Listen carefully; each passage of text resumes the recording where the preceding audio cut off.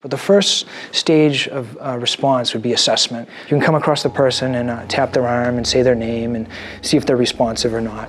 If someone doesn't respond to something like that, the second step may be the sternum rub. So this isn't a way to get someone out of an overdose. It's just to determine if someone's just in a hard nod, basically if they're really high, or if they might potentially be entering an overdose or in an overdose. If someone doesn't respond to the sternum rub, that's when you would take what I call the 3 pillars of response.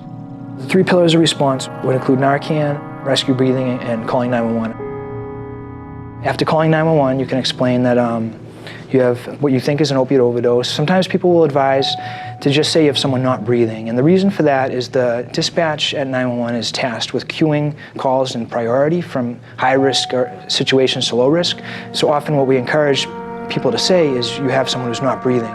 And that effectively communicates the dispatch to get to this situation, as soon as possible. With an opiate overdose, it affects primarily the breathing initially. So we would explain the proper technique for rescue breathing.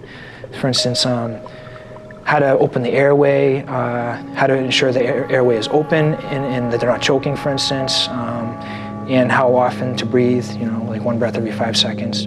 The person would then administer Narcan. Narcan is available in a few different types of intranasal kits, so there's a number of potential challenges with people unfamiliar with the assembly process. So if possible, the 4 milligram pre-assembled kits are preferable. But it's okay to use too much than not enough. It's not going to hurt someone, no one's allergic to it. If you're wrong and you think someone's overdosing and they're not, and you administer Narcan, it's not going to hurt them. Narcan takes about 1 to 2 minutes to take effect.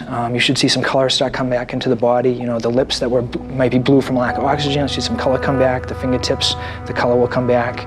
You'll see some life start to come back into the person in a sense. And they'll often be irritable. They may have no memory of the event. They may be in pain. It works for all opiates, but it doesn't work for anything that's not an opiate, like alcohol, the benzos, the cocaine, the medication, all the other substances that the person may have consumed are still going to be in full effect.